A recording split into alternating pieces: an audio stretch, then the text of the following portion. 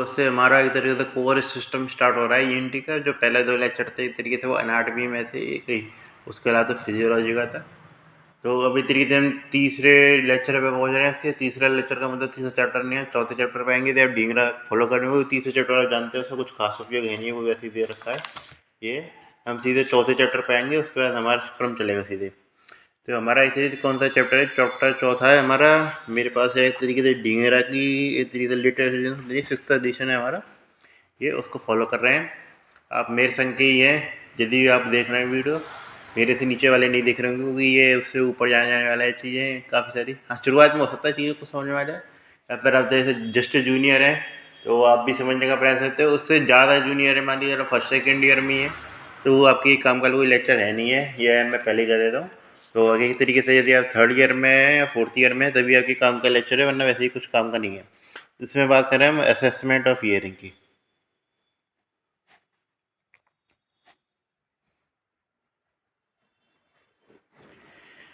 Assessment तो earring में क्या क्या करेंगे? असेसमेंट ऑफ ईयरिंग में क्या होता है, हमारे बहुत सारे टेस्ट होते हैं ये। तो इसमें सबसे पहले जो टेस्ट किए जाते हैं वो कैसे आते हैं? हमारे ट्यूनिंग फोर्क टेस्ट। जो पहली कैटेगरी आती है, कैटेगरी है ये तरीके टेस्ट का नाम, मतलब इसमें काफ़ी सारे टेस्ट आते हैं। ये आते हैं ट्यूनिंग फोर्क टेस्ट।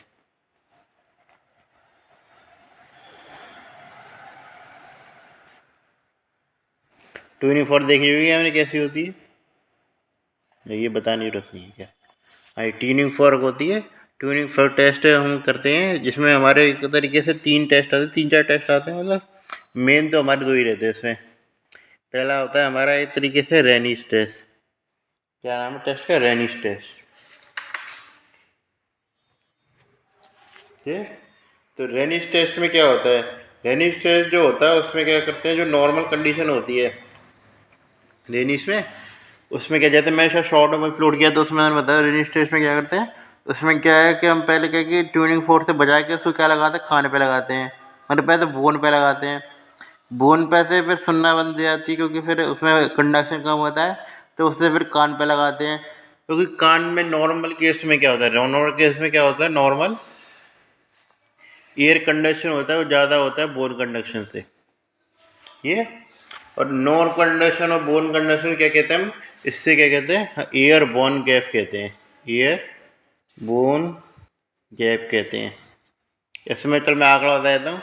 ये चीज़ है, काफ़ी पूछ सकता है आपसे, खासकर डिंगराम मेंशन कर रखी है तो मैं बता देता हूँ अच्छे से, जब मेसी से मेंशन कर रखी है। तो उसमें क्या अलग अलग चीज़ है। यदि फ्रिक्वेंसी कितनी है हमारी, 256 है, तो उसमें एक तरीके से एयरबोन गैप कितना होगा? यदि हम ये ट्यूनिंग फॉर्क करते हैं, जो ट्यूनिंग फॉर्क पे फ्रिक्वेंसी कितनी ली है हमने, 256 हर्ट्ज की फ्रिक्वेंसी ली है ट्यूनिंग फॉर्क पे। कैसे में लिख देता हूँ, ट्यूनिंग फॉर्क पे फ्रिक्वेंसी या ट्यूनिंग फॉर्क में फ्रिक्वेंसी एच लिख देता हूँ हर्ट्ज से। ट्यूनिंग फॉर्क फ्रिक्वेंसी हमने 256 ली है। तो इसमें क्या है कि एयरबोन गैप कितना होगा, ये लगा लेना हिसाब, 20 से 30 ये। इसके अलावा यदि इसके जस्ट दोगुना करें, 512 लिए तो कितना गैप होगा? उसमें होगा 30 से 45। इसका जस्ट दुगना कर दीजिए, 1024 करें तो कितना गैप होगा? 45 से 60।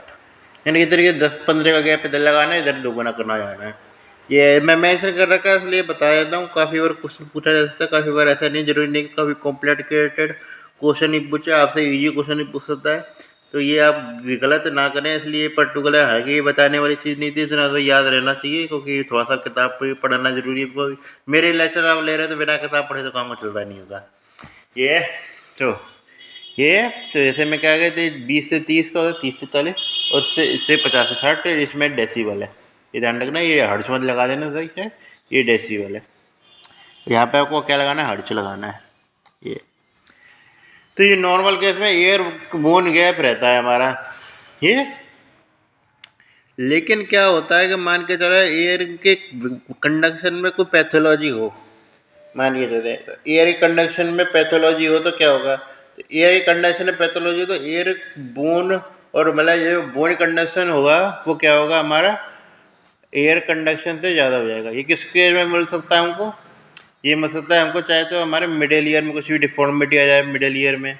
जैसे क्या हो जाएगा, हमारा सीरस जमा होगा, फ्लूइड एक्यूमुलेशन हो गया, जैसे फ्लूइड एक्यूमुलेशन हो गया, या एक तरीके से क्या होगी, बोन का डिस्फंक्शन हो गया, एक तरीके से जो ट्रांसमिशन कर रही थी, कुछ भी हो गया, तो उसे हम किस कैटेगरी में डालेंगे हम, इस तरीके से इसमें क्या होगा, रेनिश टेस्ट क्या होगा, पॉजिटिव कहेंगे नेगेटिव कहेंगे, ये था ना कि रेनिश टेस्ट नेगेटिव कहेंगे, रेनिश नेगेटिव, और नॉर्मल को क्या कहेंगे, एयर कंडीशन रेनिश पॉजिटिव कहेंगे।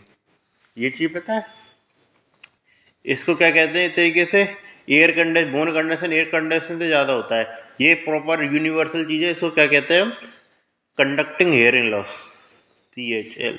इस टर्म का लॉजिक उपयोग दुनिया भर में बार बार किया जाएगा, तो इसे याद रखें, कंडक्टिंग हियरिंग लॉस कह देते हैं इसको। ये पॉजिटिव नेगेटिव याद रखना, पॉजिटिव किसको कहते हैं, नॉर्मल वाला केस जो होता है, एयर कंडक्शन बोन कंडक्शन ज़्यादा होता है, उसको इस तरीके से क्या कहते हैं हम, इस तरीके से नॉर्मल वाला कैसे रेनिश टेस्ट पॉजिटिव कह देते हैं, और यदि इस तरीके से एयर कंडक्शन बोन कंडक्शन से कम हो रहा है तो इसे कहते हैं कंडक्टिंग हियरिंग लॉस कह देते हैं। ये तो ये बस इतना ही था इसमें। दूसरा है कि थोड़ा सा मैं इंपॉर्टेंट हाईलाइट करना पॉइंट जाता हूँ, मान के चले जो हमारा सेंसरी न्यूरल हियरिंग लॉस में क्या होगा, इसमें सेंसरी न्यूरल हियरिंग लॉस की जांच में क्या करते हैं, यूज़ करते नहीं है, तो सेंसरी न्यूरल हियरिंग लॉस में बहुत डिक्रीज हो जाते हैं, एयर कंडक्शन में डिक्रीज हो जाता है, बहुत डिक्रीज, इसलिए क्या है कि इसमें एयर कंडक्शन ज़्यादा भी हो सकता है बोन कंडक्शन से, यही होगा, बहुत डिक्रीज हो जाए तो फिर भी क्या होगा, एयर कंडक्शन ज़्यादा रहेगा। मान के चले हमारा एक चीज़ कंडीशन आती है जिसमें बोन कंडक्शन वो होता है, वो हमारा एयर कंडक्शन से ज़्यादा होता है, बट क्या होता है, लेकिन नो क्या, but no sensory neural hearing loss. अब ये कैसे हो सकता है कि हमने सीधे यहाँ पर टर्मिनोलॉजी लिख दी कि हमको सिंपल से ज़्यादा बोन कंडक्शन एयर कंडक्शन ज़्यादा हो रहा है तो हम उसे कंडक्टिंग हियरिंग लॉस में काउंट करेंगे। तो ये जो हमने टर्मिनोलॉजी बनाई है ये उसके लिए नहीं बनाई हमने, कि ये हमने यूनिलेटरल केस में बनाई है कि यदि एयर कंडक्शन बोन कंडक्शन से ज़्यादा है तो केवल उसे ईयर के केस में होगा। ऐसा नहीं है कि यदि बोन कंडक्शन हो रखा है तो उसमें हो सकता है ना दूसरी तरफ से ट्रांसमिट हो जाए। चलो मैं बताता हूँ उसके बारे में। सेंसरी न्यूरल हियरिंग लॉस में भी खाली सेंसरी न्यूरल हियरिंग लॉस नहीं कर रखा है, यूनिलेटरल लिखना है, और यूनिलेटरल में भी सीवियर लिखना है। उसमें कैसे हो जाता है, मान के चलिए ये कान है दो हमारे, एक आदमी के दो कान है, ये मैस्टर्ड प्रोसेस है। और यानी आपने ट्यूनिंग फॉर रखी करा टेस्ट इस पर, ये आपने आवाज़ बजाई ट्यूनिंग फॉर इस पर रखा, तो क्या होगा, जो ये यानी कि चलिए ये खराब हो रखा है हमारा कान, ये तो कान यदि ये चीज़ है क्या हो रहा है, बस सेंसरी न्यूरल हियरिंग लॉस है, इसमें क्या हो रखा है, सेंसरी न्यूरल हियरिंग लॉस। अब बाद में टर्मिनोलॉजी ये conducting hearing loss sensory neural hearing loss में कन्फ्यूजन नहीं होना चाहिए हमारा। ये मैं दो तीन बता दूँगा। कंडक्टिंग एयर लॉस का मतलब ये है कि एक तरीके से जो मिडिल ईयर है, इस तरीके से एयर से जो हमारा एक तरीके जो ट्रांसमिशन हो रखा है इस तरीके से साउंड वेव का कोक्लिया तक, उसमें दिक्कत है। जबकि उसमें कोक्लिया या कोक्लिया से आगे की कोई भी पैथोलॉजी है तो उसमें neuro sensory neuro hearing loss है, चाहे वो नर्व्स की सप्लाई में दिक्कत आ रखी हो, कुछ भी, कुछ का मतलब चाहे हो सकता है कि इस तरह से मिड ब्रेन ही उड़ गया मेरी तरफ से, इंफेरिकोलिकोस ही उड़ गया, हाँ, या फिर पॉन्स ही उड़ गया, हकीकत में कोक्लिया वेस्टिबुलर न्यूक्लिया चले गए सवरे, उससे कोई मतलब नहीं है। सारी की सारी जो पैथोलॉजी उसके बाद की आएंगी वो सेंसरी न्यूरल हियरिंग लॉस में कंसिडर की जाएंगी, और उससे पहले की जो होंगी एक तरीके से कोक्लिया से पहले के सारे के सारे, जब बोन में दिक्कत आ जाए, कुछ बोन में एक तरीके से वो हो जाए, फ्लूइड जमा हो जाए, फाइब्रोसिस हो जाए, कोई एट्रोसिस कुछ भी हो सकता है, उससे यार टिम्पैनी मैंने फट जाए मेरी तरफ से, कॉमन चीज़ तो ये कॉमन चीज़ मैं बोली थी, टिम्पैनी मेमोरी रप्चर हो गई, वो सारी चीज़ हम कंसिडर करेंगे कंडक्टिंग हियरिंग लॉस, उसे हम सेंसरी न्यूरल हियरिंग लॉस में कंसिडर नहीं करेंगे। ये चीज़ बातचीत जान लें। तो मान चलिए इसको सेंसरी न्यूरल हियरिंग लॉस है, और सेंसरी न्यूरल हियरिंग लॉस है तो यहाँ से इसको इम्पल्स मिली। अब यहाँ पे तरीके से नॉर्मल सेंसरी न्यूरल लॉस है तो उसमें एयर कंडक्शन भी नहीं होगा, बोन कंडक्शन भी नहीं होगा, और यहाँ पे आपने लगाया उसको यहाँ लगा दिया, यहाँ के बाद करने के बाद अब यहाँ लगा दिया, लेकिन यहाँ पे क्या है कि आपको आवाज़ सुनाई दे जाएगी, इसमें आवाज़ सुनाई नहीं देगी। और कैसे, ओके वो का यहाँ पे आवाज़ होगा तो यहाँ इससे ईयर से तो नहीं सुनेगा, लेकिन क्या है कि वो यहाँ से लेकर यहाँ पे तो सुन सकता है ना, इधर का सिस्टम सही काम कर रहा है। भाई खोपड़ी है वो, ऐसा तो है नहीं कि उसमें हड्डी जुड़ी हुई है, तो ऐसा तो है नहीं कि हड्डी प्रॉपर एरिया, हड्डी का इधर का एरिया प्रॉपर, लेफ्ट साइड हड्डी बिल्कुल अलग है और उधर की साइड बिल्कुल अलग है। हालांकि हर चीज़ दो होती है, इसका ये थोड़ा कि आपस में अलग रहती है शरीर के अंदर, तो इसलिए वो आपस में जुड़ी तो रहती है। जब कान की हड्डी पे तो ऐसा तो है नहीं बोन कंडीशन खाली बस मेस्टोइड से लेकर उस पर ही जाएगा हमारे कोकलिया तक, वहाँ पे भी जा सकता है ना दूसरी साइड कोकलिया पर, क्योंकि खोपड़ी में तो कंडक्शन हो ही सकता है। तो इसलिए उस कंडीशन में क्या मिलेगा हमको, वेन कंडक्शन है वो ज़्यादा देखने को मिलेगा एयर कंडक्शन से, लेकिन उससे कोई वो नहीं होगा इस तरीके से कंडक्टिंग हेयरिंग लॉस नहीं होगा, क्योंकि मेन लॉस तो सेंसिटिव कंडक्टिव हेयरिंग लॉस तो ही नहीं है। तो ये चीज़ ध्यान रखना, कंडक्टिंग हेयरिंग लॉस कह दे तो देते, लेकिन उसमें ध्यान रखना सेम साइड का होना चाहिए, ये सेम साइड है। तो इसको ये नॉर्मल चीज़ को बिलोंग कर रहा है, तो इसलिए क्या कहते हैं फॉल्स नेगेटिव कहते हैं, false negative conducting hearing loss, मतलब कंडक्टिंग का sensitive neural hearing loss. False net अबे यार क्या है रेनिस टेस्ट, नहीं पता नहीं मेरा दिमाग कहाँ घूम गया। तो फास्ट नेगेटिव रेनिस टेस्ट कह देते हैं ये, इससे ज़्यादा कोई नहीं पूछ रहा रेनिस टेस्ट के नाम पे, तो मैक्सिमम बता चुका हूँ। इससे ज़्यादा कोई रहा तो किताब में मेंशन कर रखा है, कुछ नहीं है, अब और मत कहने लग जाना कि और बताना ये। तो इसलिए अब हम आते हैं वेवर्स टेस्ट पे। वेवर्स टेस्ट को भी मैंने एक्सप्लेन कर दिया था, ये हकीकत में दोनों टेस्ट है, हकीकत में वैसे हैं फर्स्ट ईयर के मतलब के टेस्ट हैं ये थोड़े से। हाँ फर्स्ट ईयर वालों को भी टॉपिक मिल गया, लेकिन ये लास्ट आपकी खुशी का बात है जिसमें आप समझ में आ रहा होगा, बाकी के उसके बाद ख़त्म हो जाएगा मामला समझने का। तो वेवर्स टेस्ट, वेवर्स टेस्ट में क्या करते हैं हम दोनों पता लगा सकते हैं वही तरीके से, सेंसरी न्यूरल हियरिंग लॉस भी पता लगा सकते हैं, और उसके अलावा कंडक्टिंग हियरिंग लॉस भी पता लगा सकते हैं। सेंसरी न्यूरल हियरिंग लॉस कैसे पता लगा सकते हैं कि जिसमें क्या करते हैं हम बीच के साइड के माथे पर रखते हैं तरीके से, आदमी है दो कान है उसके, तो हम क्या माथे पर ट्यूनिंग पर रखते हैं, तो जैसे side sensory neural hair loss है उस दर की साइड मान लीजिए इम्पल्स चलेंगी तो हमें सुनाई तो कुछ देगा ही नहीं, ये ना। तो ये चीज़ ध्यान रखना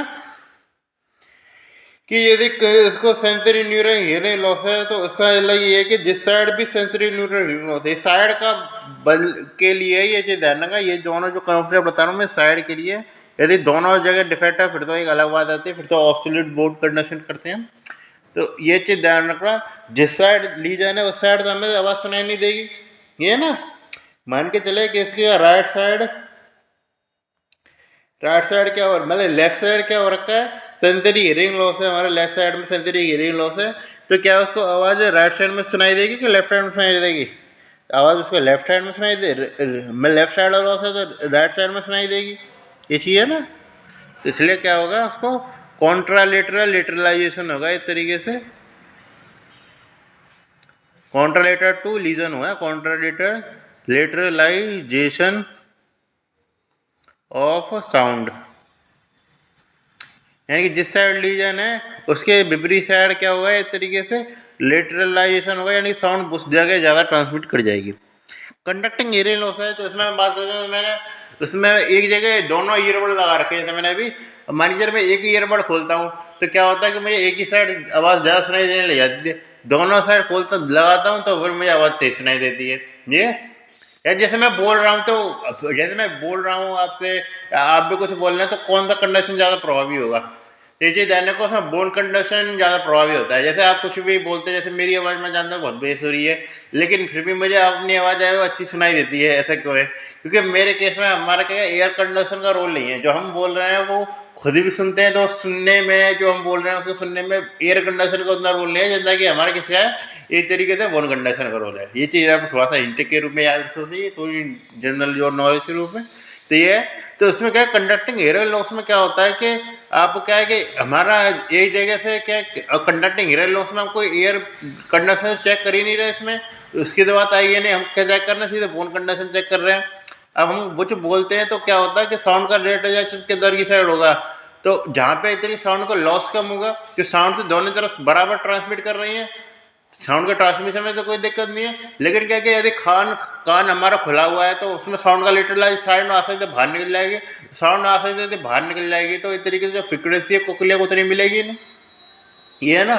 वो एरिया में उतनी आ रही है, गलने सारी साउंड के बाहर जा रही थी, वो बोनी में भी हिस्सा होता है हमारे कैनाल का, तो यानी कि चला यार हम उस रास्ते को बंद कर दें तो जो भी लॉस हो सकता था इस तरीके से साउंड का वो नहीं होगा, तो साउंड लॉस का साउंड का लॉस है वो एक तरीके से नहीं होगा, तो क्या होगा एक तरीके से जिस साइड हमारा लीजन था उस साइड यानी कि इससी लेटरल क्या होगा हमारा साउंड का लेटरलाइजेशन हो जाएगा।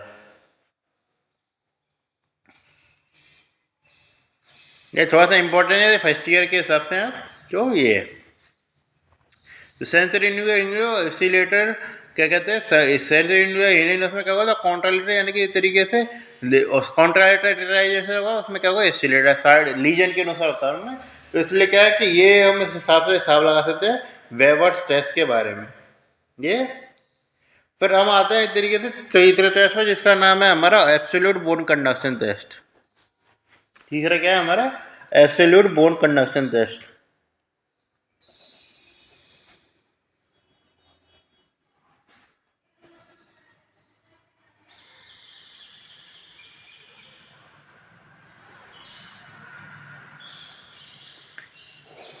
एब्सोल्यूट बोन कंडक्शन टेस्ट का मतलब क्या है कि मान के चलिए ये यूनिलेटर बायलेटर के लिए चल रहा था मामला, मान के चलिए दोनों चीज़ खराब है बुरी तरीके से, दोनों कान खराब है, तो कैसे पता लगाएंगे उसमें? तो भाई यूनिलेटर बायलेटर चलेगा ही नहीं ना, कैसे दोनों तरफ सामान खराब से खराब है। तो उसके बाद उसको हम कंपेयर करते हैं। तो इसलिए क्या है कि जैसे ये टेस्ट हम याद करे करते थे, ये भी टेस्ट फर्स्ट ईयर में हुआ करता था, जिसमें क्या है कि एक तरीके से जो डॉक्टर था वो क्या है, मतलब जिसको हम डॉक्टर मान रहे हैं एक तरीके से, वो क्या है एक तरीके से 24 बजा के क्या लगाता था, पेशेंट के उस पर लगाता था एक तरीके से। किस पे?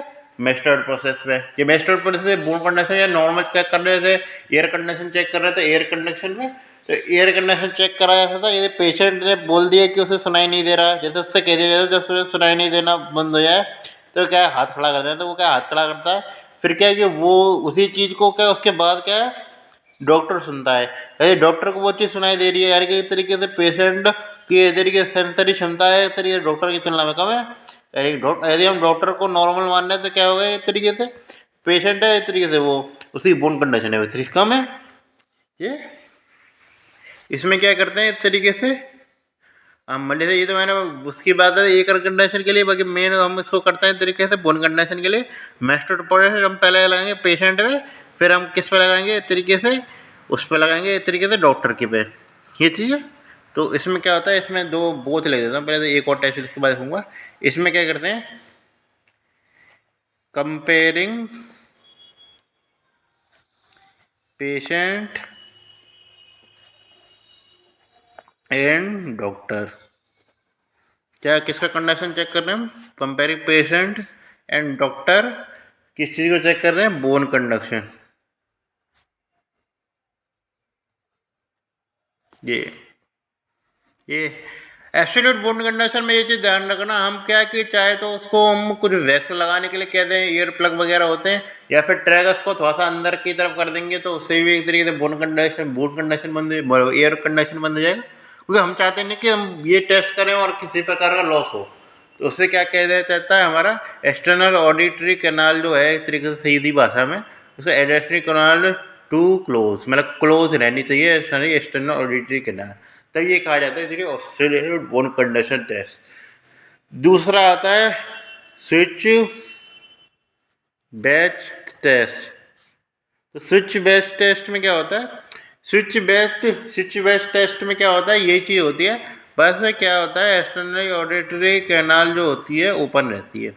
दोनों चीज़ में ये कहते हैं हम, बोन कंडक्शन वगैरह करा जाता है, बस उसमें बंद रहती है, इसमें खुली रहती है। क्यों कर रखा है उसका, ये कैटेरिया को बना रखा है, हम जब चाहे कि बोन कंडक्शन करना है, ये गियाना रमाया, ये मेन चीज़ किसके लिए कराया जाता है, क्योंकि इसमें हमारी बोन कंडक्शन चेक करना है, तो इसलिए तो फिर एयर कंडक्शन का रोल ही नहीं आया, इसलिए चेक करा जाता है सेंसरी न्यूरल हियरिंग लॉस। इसमें बोन कंडक्टिंग हियरिंग लॉस वाला ले देना, इसमें एब्सोल्यूट बोन कंडक्शन है, इसलिए हम चेक करते हैं खाली के खाली, इसमें हम एक ही चीज़ चेक करते हैं एक तरीके से, सेंसरी न्यूरल हियरिंग लॉस। ये फिर हम पांचवें टेस्ट पे पहुंचते हैं, जिसका नाम है एक तरीके से बिंग पॉजिटिव। ये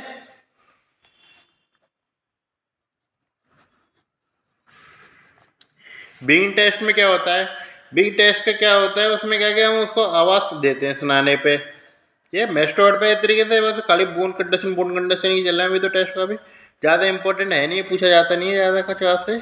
उसमें क्या कहते हैं कि हम उसको क्या कहते हैं एक तरीके से, मेस्टोड से पे लगा दिया हमने, क्या लगा दिया एक तरीके से, वो क्या कहते हैं, वो एक तरीके से था मेस्टोड पे लगा दिया हमने ट्यूनिंग फॉर्म।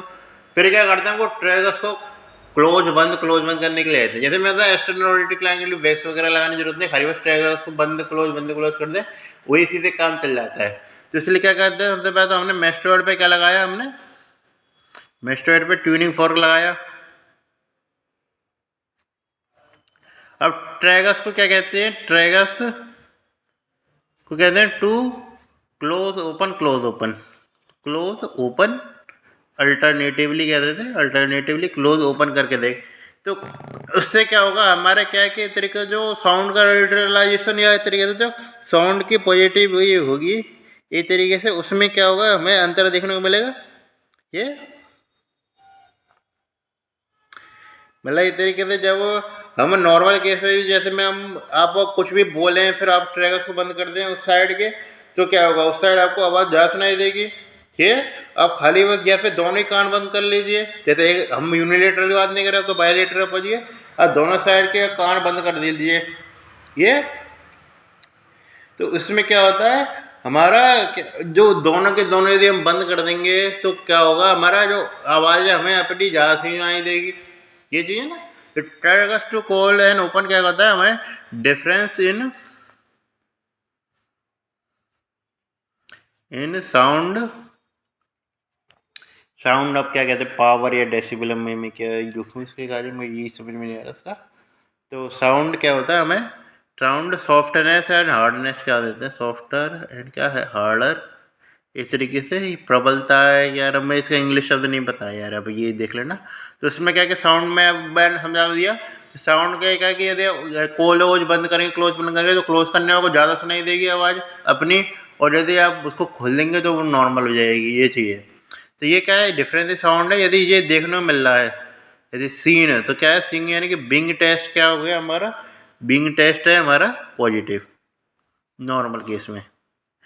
और यदि मान के चले नॉट सीन है,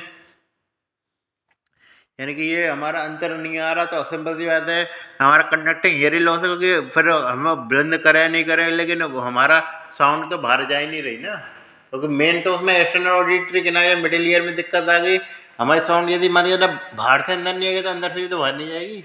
ये इसका मतलब मेन उद्देश्य है समझाने का। हालांकि ये प्रैक्टिकल के वॉर पे समझ जाते हैं, कुछ खास ज़्यादा नहीं इन्फॉर्मेशन दी नहीं है इसने ये चीज़ें। तो इससे क्या होता है, यदि बिंग टेस्ट नेगेटिव है, नॉट सीन, तो क्या होगा तारा मेल निकल जाएगा कंडक्टिंग हियरिंग लॉस। किसमें क्या दिखेगा, बिंग टेस्ट नेगेटिव देखने को मिलेगा, नेगेटिव। ये लास्ट टेस्ट जो आता है हमारा इस तरीके से वो आता है गिलेस टेस्ट। लास्ट लेक्चर चॉप्ट का मतलब ये नहीं कि इसमें लेक्चर खत्म हो रहा है हमारा, अभी लेक्चर तो बहुत लंबा है। गिलिस टेस्ट, गिलिस टेस्ट में क्या होता है, गिलिस टेस्ट में क्या करते हैं, हम क्या करते हैं वेस्टवर्ड पे तो लगाते ही हैं ट्यूनिंग फॉर्क, उसमें क्या करते हैं हम जोड़ते हैं सिगल्स कैलकुलम। ये शब्द याद रख लेना, इसका मैं बाद में डायग्राम में दिखाऊंगा आपसे। मेरे पास चक्कर का ये पड़ जाता है, इसमें इंस्ट्रूमेंट वगैरह बहुत कम है मेरे पास, तो सिगल्स कैलकुलम यूज करते हैं। सिगल स्पेकुलम में क्या होता है, सिगल स्पेकुलम में ये होता है हमारा जो प्रेशर जो होता है उसको कंट्रोल कर सकते हैं। गुब्बारा टाइप का सा होता है एक तरीके से, ऐसा टाइप का सा स्ट्रक्चर होती है। शायद मैं हार्ड डायग्राम बनाता हूँ उसकी का, जो ये चीज़ देखने मिलती है हमको उसमें।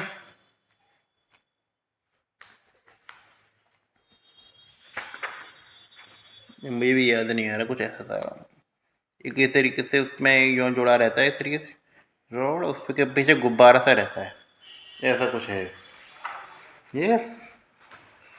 मुझे भी याद नहीं है अभी तो कैसा था, हालांकि यहाँ तक ऐसा ही था कुछ ना कुछ ये चीज़ है। तो सिगल स्पेकुलम यूज किया जाता है सिगल स्पेकुलम में, जिससे क्या क्या किया ना, प्रेशर चेंज करते हैं।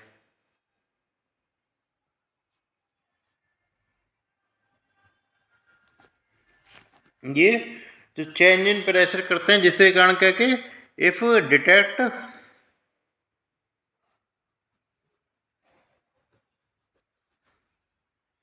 चेंज इन प्रेशर, तो उसे हम क्या कहते हैं, उसे हम कहते हैं तेरी गैलिस टेस्ट पॉजिटिव,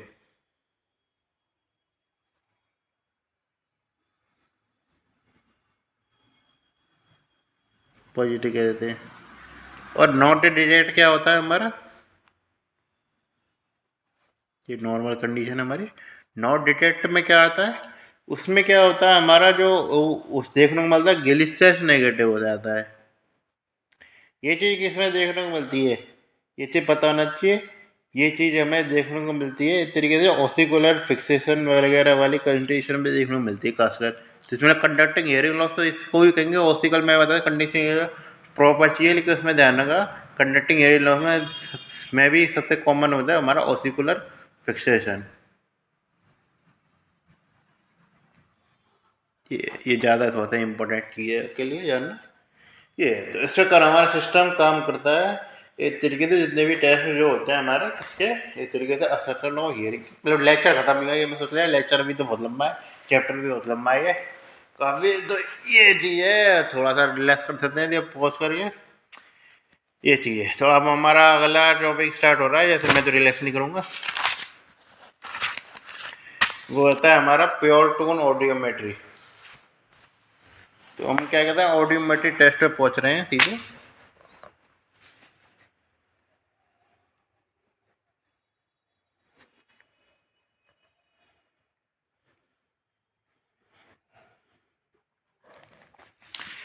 प्योर ऑडियोमेट्री में क्या करते हैं ये पता होना चाहिए। प्योर ऑडियोमेट्री में में होते हैं कि उनका उसको अलग अलग फ्रिक्वेंसी पे आवाज़ सुनाते हैं और उससे कहते हैं कि कोई भी आवाज़ सुनाई दे तो उसको क्या है कि उस पर रिएक्ट करना। तो उसमें क्या कितने कितने फ्रिक्वेंसी पे रहते हैं, रेंज बताते हैं 125 हर्ट्ज से लेके क्या कहते हैं उसको 8000 हर्ट्ज तक क्या है कि उसको अलग अलग तरीके की आवाज़ सुनाई देती हैं।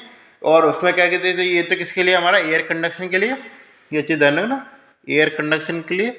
और यदि हम खाली बोन कंडक्शन यूज़ करना है, जैसे बोन कंडक्शन एयर कंडक्शन दोनों के लिए ग्राफ बनाए जाते हैं। ग्राफ याद करना, ग्राफ इसके लिए इंपॉर्टेंट है। इसको प्रोटोन ऑडियोमेट्री एक तरीके से टिम्पेनोग्राफ भी कह देते हैं, टिम्पेनोग्राफ भी शब्द यूज किया जाता है, टिम्पेनोग्राफ शब्द भी यूज़ किया जा सकता है कर लीजिएगा। ये चीज़ ध्यान रखना, तो दोनों शब्द यूज कर सकते हैं। या ऑडियोग्राम भी कह देते हैं, ऑडियोग्राम होता है, ऑडियोग्राम भी कह देते हैं। बहुत सारे शब्द हैं, काफ़ी कॉमन टेस्ट है यूज़ किए जाने वाले। ये यहाँ से मतलब इस तरीके से प्रॉपर हमारी 4th ईयर स्टार्ट हो चुकी है। तो ये चीज़ है, इसमें ध्यान रखना 250 से 400 वाट से मतलब इस तरीके से नीचे वाली में 250 बढ़ाना, उसको उसमें इधर आधा कर देना बोन कंडीशन के लिए। ये चीज़ समझ गए।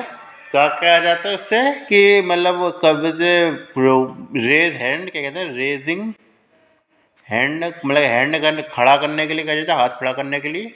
ऑन एवरी साउंड लिसन मतलब कोई भी साउंड सुनाई दे रही है तो उसे एक तरीके से हाथ खड़ा करने के लिए आता है। यानी कि एक तरीके से ये टेस्ट है एक तरीके से किस पर बेस्ड है, वो हमारे एक तरीके से उस पर बेस्ड है। क्यों क्या कहते हैं हमारा पेशेंट के रिस्पॉन्स पर बेस्ड है। मान लीजिए पेशेंट झूठ बोल रहा है तो हम कुछ नहीं कर सकते, पेशेंट पे डिपेंड करता है। तो ये चीज़ है, तो इसलिए इसको मतलब हमारा काफ़ी कॉमन टेस्ट है, काफ़ी ईजी तरीके से हो जाता है। लेकिन क्या कि इस तरीके से हमको यूज करना उतना अच्छा रहता नहीं है इसको, क्योंकि हम पहचान नहीं पा रहे ना क्योंकि उसको क्या हो रहा है क्या नहीं हो रहा है। क्योंकि मान के चलो झूठ बोल रहा है, कोई हियरिंग लॉस से चेक कराने आ गया और झूठ बोल रहा है तो हम क्या कर लेंगे। ये चीज़ इसमें ध्यान रखना, पेशेंट पे डिपेंड करता है टेस्ट, हमारे पे डिपेंड नहीं करता। ये इसमें जो पूछा जाता है वो आपसे पूछे जाते हैं अलग अलग तरीके के ग्राफ, किस प्रकार हमारे ग्राफ बनते हैं। ये है इसमें ग्राफ होते हैं इस तरीके से किस किस तरीके के ग्राफ बनते हैं। और इसमें बहुत सारी डिजीज जो होती है उनको डिटेक्ट कर पाते हैं, इसलिए इसका यूज किया जा सकता है। क्योंकि मान लीजिए चलो ईमानदार आदमी वो तो बोलेगा कि में सुनाई नहीं दे रहा परेशान है, तो सिंपल सी बात है वो चाहिए।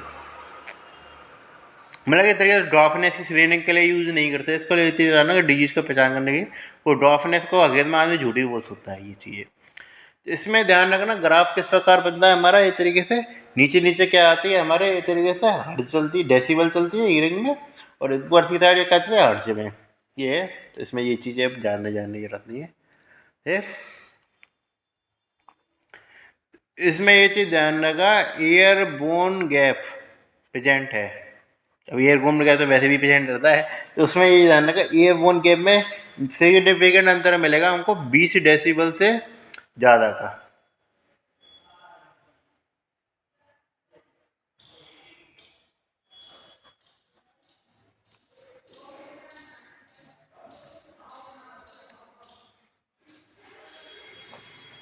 ये चीज़ ध्यान रखना 20 डेसिबल से ज़्यादा का अंतर है तो क्या मिल जाता है एयरबोन गैप हमको देखने को मिल जाता है।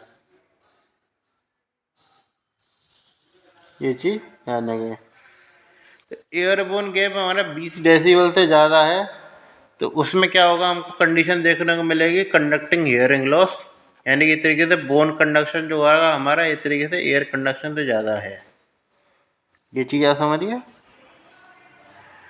और क्या देखने को मिल सकता है कि यदि एयर और बोन दोनों डिग्रीज हैं, both degrees, A and B both degrees, मैंने A C A B C नहीं कर रखा, बोथ डिग्रीज कर रखे हैं, तो क्या देखने को मिलेगा हमको, सेंसरी न्यूरल हीलिंग लॉस। तो यहाँ तक तो आपको सिंपल सी बात है, इसमें तो कोई दिक्कत होनी नहीं चाहिए पता करने में। ये तीसरी कंडीशन आती है यदि बोथ की क्या हो रही है, हमें डाउन स्लोपिंग हो जा रही है। डाउन स्लोपिंग का क्या मतलब, जैसे ग्राफ हुआ हमारा, यदि एयर कंडक्शन का बनाया हमने, एयर कंडक्शन का बोन कंडक्शन, ये भी हमारे बोथ की दो तो हमारे नीचे की साइड जा रहे हैं, ये उसमें क्या हो रहा है, हमारा एयर कंडक्शन हो रखा है। तो इधर की साइड, ऊपर की साइड क्या रहते हैं, हमारी फ्रिक्वेंसी आती है हमारी हर्ट्ज में, इधर की साइड आते हैं हमारे डेसिबल में, जो हमको देखने को मिलती है तरीके से। वो गैप इसी से हिसाब आएगा, एयरबोन गैप प्रत्येक फ्रिक्वेंसी के हिसाब से। ये तो यदि क्या है, इसकी डाउन स्लोपिंग हो रखी है, यानी कि इस तरीके से हमारा एयर है एक तरीके से वो नीचे की साइड जा रही है। डाउन स्लोपिंग का मतलब आप सही से ये लगा लीजिए कि उसको क्या है कि हमारा जो उसमें मतलब जो हियरिंग लॉस है तरीके से ज़्यादा हो जाता है हमारा लो फ्रिक्वेंसी पे, ये है। यानी कि उसे छोट कम आवाज़ सुनाई नहीं दे रही, उसे ज़्यादा ज़ोर से बोलने पे सुनाई दे रही है। इस तरीके से ये चीज़ लगा सकते हैं डाउन स्लोपिंग का। मतलब जैसे मैं डिग्री बताया था, उसका क्या मतलब होता है सर, हमें प्रेस ब्यूकस,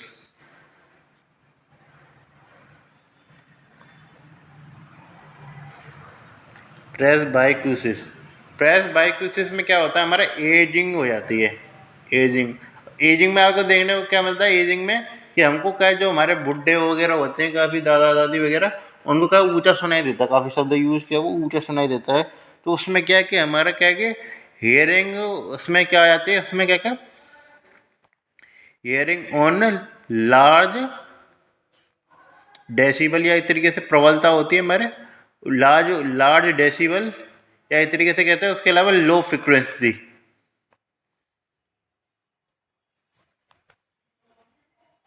ये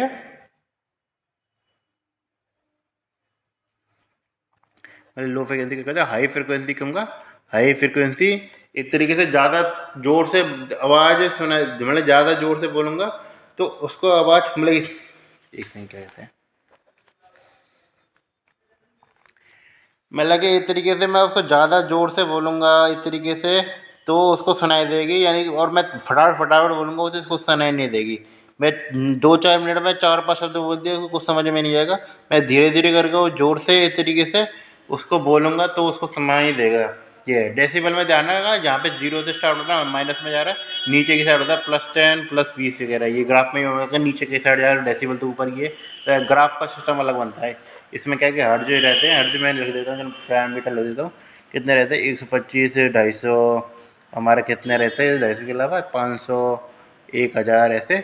और इधर की साइड का -10 से स्टार्ट होता है, ये जो 0 से स्टार्ट नहीं होता है ग्राफ हमारे, -10 से स्टार्ट होता है, 10 और +10 है, +10 +20 +30 उसके बाद। तो इसमें क्या डाउन स्लोपिंग हो रही है, यानी कि हम उसकी प्रबलता बढ़ा रहे हैं तरीके से। प्रबलता में उसका मुझे सर्च कर गया, मैं उसका शब्द इंग्लिश में नहीं पता है मुझे, तो ये इसका होता है जस्ट होता है, मेरे पास वर्ड हिंदी वाली हुई जहाँ तक इसलिए भी है। तो उसमें क्या है कि हमारा क्या उसको ज़्यादा प्रबलता से आवाज़ देंगे, कहते चिल्ला रहे हैं दादाजी, मतलब मुझे मैं जैसे ऊपर चिल्लाना नहीं था ये है। तो इसमें क्या है कि ज़्यादा प्रबलता से सुनाई दे रही है, ज़्यादा प्रबलता से आवाज़ चलेंगे तो सुनाई देगी उसको। लेकिन अब उसमें क्या है कि फटाफट टाटा परिवार दे दे, अब ऐसे कुछ सुनाई तो मुझे समझ में नहीं आया, वो पता लगे। लेकिन ये क्या उन्होंने फटाफट फटाफट शब्द बोल दिए तो किसी को कुछ समझ में नहीं आएगा। तो उसमें क्या है कि तरीके से वो डिफ्रेंशिएट नहीं कर पाएगा इस तरीके से। किसमें क्या हो गया, इससे लो फ्रिक्वेंसी हो गई, उसमें वो डिफ्रेंशिएट नहीं कर पा रहा है। मतलब इस तरीके से लो फ्रिक्वेंसी को डिफ्रेंशिएट करना है, आप कुछ फटाफट 4-5 बार बोल देंगे इस तरीके से उसे सुनाई नहीं देगा। तो उसमें क्या होता है, हियरिंग ऑन लार्ज डेसिबल, और क्या होता है हमारा लो फ्रिक्वेंसी, लो हर्ज कर सकते हैं, हर्ज यूज कर रहे हैं शब्द अभी तक। तो ये चीज़ सही शब्द है हमारा। जैसे क्या कहते हैं, प्रेस बाइकोसिस। प्रेस बाइकोसिस याद रखे नहीं रखें, हम एजिंग ध्यान है ना, प्रेस बाइकोसिस। प्रेसबाइक्यूसिस होता है सही शब्द। चलो ये मैं भी आ जाता हूँ, प्रेसबाइक्यूसिस। ये मुझे भी याद रखना जरूरी है, ये शब्द ऐसी बात नहीं है। ये डाउन स्लोपिंग हो रखी है हमारी। यदि क्या कहता है अप स्लोपिंग हो जाए, ये अप स्लोपिंग होने का मतलब है अप स्लोपिंग। अप स्लोपिंग का मतलब है कि ये स्लब ग्राफ है वो ऊपर की साइड जाए। अप स्लोपिंग का क्या मतलब है? अप स्लोपिंग का मतलब है कि उससे क्या कहता है हमारा, क्योंकि लो फ्रिक्वेंसी पे क्या इसको तो सुनाई ही दे रहा था, उसको क्या कि हमारा हाई फ्रिक्वेंसी पे सुनाई देगा। हियरिंग ऑन हाई, या फिर इसका उल्टा भी लिख सकते हैं। उसका उल्टा क्या लिख सकते हैं? Hearing loss on high frequency, ये चीज़ है ना। तो इसे क्या था हियरिंग ऑन हाई फ्रिक्वेंसी, और उसके अलावा क्या होता है लो डेसिबल। अब इसका मतलब क्या समझिए कि आप क्या किसी से धीरे बात कर रहे हैं तब तो उसे सुनाई दे रहा है धीरे धीरे एकदम सुन रहे हैं, उसके बाद क्या है उसको ज़्यादा तेज ज़्यादा जोर लगा के बात कर रहे हैं और उसके कान ही फट जा रहे हैं। मतलब कान फटने का मतलब ये नहीं, पर्दा फटने का मतलब कि उससे फिर उसको सुनाई नहीं दे रहा। ये यानी कि ये कि हम छोटे थोड़े धीमे धीमे बात करोगे तो वो कह देते ना कान बंद कर दे, सुनाई ना दे रहा यार क्या है क्या नहीं है, इस तरीके से ये है। तो ये चीज़ होती है ना कि ऐसे का बहुत ज़्यादा जोर से आवाज़ देने पे कुछ को सुनाई नहीं देती इस तरीके निश्चित लेवल से, तो इतने अप स्लोपिंग हो जाती है। जिसको लेकर खाली बता को डिजीज याद रखनी है, इसका नाम होता है ना मैनियर डिजीज।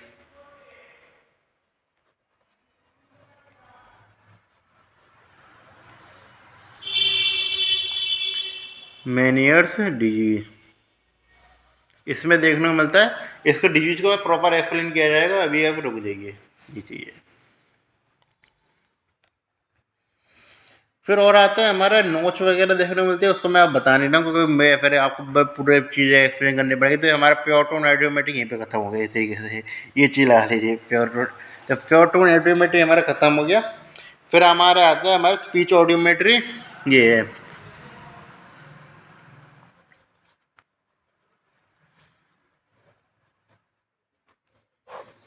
स्पीच ऑडियोमेट्री का मतलब क्या होता है कि खाली बस आवाज़ सुनाई दे रही है ये काफ़ी नहीं है, आप डिफ्रेंशिएट कर पा रहे हैं। इस तरीके से हम कोई शब्द बोल रहे हैं एक तरीके से उसको क्या है इस तरीके से उसको वो रिपीट कर पा रहा है, ये क्षमता होती है एक तरीके से किसकी, एक तरीके से स्पीच ऑडियोमेट्री में। ये है कि उसको कुछ भाषा आपने बोली है और वो समझ में आ गया। इस तरीके से अफेजिया वगैरह की भी टेस्टिंग हो जाती है कुछ हद तक इसमें। तो ये चीज़ होती है स्पीच ऑडियोमेट्री के केस में। ये कोई पूछता है नहीं ज़्यादा इसको, लेकिन उसमें ये चीज़ ध्यान रखना, इसमें क्या होता है उसको स्विच रिपीटेड थ्रेशोल्ड क्या होता है, जिसमें क्या होता है हमारा मिनिमम इंटेंसिटी जिसपे क्या 50% वर्ड को रिपीट कर पाता है करेक्टली। इसमें ध्यान रखना शब्द याद है स्पीच थ्रेशोल्ड, स्पीच रिपीटेशन होता है, थ्रेशोल्ड सही शब्द ये है स्पीच रिपीटेशन। तो क्या कहते हैं minimum intensity at which 50% word क्या कहता है रिपीट कर पाता है। ये तो ये होता है हमारा स्पीच एक तरीके से रिपीटेशन थ्रेशोल्ड। ये इसमें क्या होता है उसको ग्राफ करते हैं डिफाइन। जैसे अब ग्राफ कैसे डिफाइन होता है कि हम क्या करते हैं उसको एक तरीके से उसको क्या है कि शब्द बोलते जाते हैं उसको क्या है कि हम पहले पहले तो हम धीरे धीरे बोलते हैं। मतलब जैसे एक तरीके से आप कोई भी शब्द बोल रहे हैं तो उसमें क्या है कि फिक्स फ्रिक्वेंसी होनी चाहिए। आप ज़्यादा धीमे बोलेंगे तब भी उसको कुछ समझ में नहीं आएगा, और ज़्यादा फटाफट बोल देंगे तो उसको कुछ समझ में नहीं आएगा। ये तो इसमें एक तरीके से पीवी वर्ड यूज़ किया जाता है छोटे छोटे। तो इसमें क्या कहते हैं तो आस्क पीवी वर्ड यूज़ किया जाता है, प्रोनाउंस पीवी वर्ड यूज किए जाते हैं। इसमें क्या होता है पेन टेन वगैरह ऐसे। ये इस पर क्या सिस्टम चलता है, उसको क्या कहते हैं कि पिन टेन वगैरह इसको रिपीट करके बता। ये जैसे पिन ने बोल दिया तो अब मैंने ये पिन, तो उसे क्या कि तरीके से उसको रिपीट कर नहीं पाया क्योंकि उसको समझ में नहीं आया, मैंने बहुत धीमे बोला। मैंने पिन पिन तो ऐसे में क्या है उसकी मैंने फ्रिक्वेंसी बढ़ाई बोलने की, हमने जो सेंटेंस मेरे पूरा करने के जैसे जैसे मैं फ्रिक्वेंसी बढ़ाता जाऊँगा तो उसकी क्या कि रिपीटेबिलिटी है वो बढ़ती जाएगी, ये नहीं बढ़ेगी। तो सिंपल सी बात है जैसे क्या क्या देखो पेन टेन वगैरह उसके बोलते हैं उसको हम उसको बोलते हैं, उसके बाद क्या उसकी जो स्पीच को रिकॉग्नाइजेशन होती है वो हमारी बढ़ती चली जाती है। तो इसका बस थोड़ा सा आपको ग्राफ याद रखना है कैसा ग्राफ बनता है। तो ये चीज़ है, इसमें नीचे से साइड होता ऊपर जाता है, और नॉर्मल में ये चीज़ जो होती है हमारी वो आ जाती है 30 डेसीबल पे, यानी कि एक तरीके से 30 डेसीबल पे जो होता है एक तरीके से उसको सुनाई देने लग जाता है सही ढंग से। डेसीबल में यदि मैं ज़्यादा धीमे बोलूँगा तो सुनाई नहीं देगा, ये चीज़ बात है, आप समझ रहे हैं। तो हमारा क्या होता है, हमारा स्पीच रिकॉग्नाइजेशन होता है, स्पीच रिकॉग्नाइजेशन। तो 30 डेसीबल जो होती है उस पर क्या सुनाई दे जाता है ज़्यादा। मैं क्या कि तरीके से बिल्कुल उसको, अब जैसे इधर से मैं हर्ष का बनाऊँगा उसको, तो वो क्या को ज़्यादा तेज़ बोलूँगा या फटाफट बोलूँगा तो भी समझ में नहीं आएगा, और जो क्या उसको धीमे बोलूँगा ज़्यादा उसको समझ में नहीं आएगा। ये तो इसलिए क्या, ये डेसीबल से हिसाब लगा सकते हैं कि स्पीच को कहाँ पे उसने रिकग्नाइजेशन करना शुरू कर दिया। 30 के बाद क्या है, फिर पार्ट 2 में चला जाएगा, क्यों चला जाएगा पार्ट 2 में। मैंने बोल दिया पेन पेन पेन, अब मैं प्रवाल का सुनाना पता सब तो लग ही रहा है ना, पेन नहीं है तो मैं अब ज़्यादा तेज बोलूँगा पेन से टेन थोड़ी ना हो जाएगा। तो ये चीज़ एक तरीके थ्रेशोल्ड होता है, जिसमें ध्यान रखा नॉर्मल केस में 30 पे आता है ये चीज़ ध्यान रखना। फिर दूसरे केस में बात करके चलें, हमारा क्या है कि कंडक्टिंग हेयरिंग लॉस है।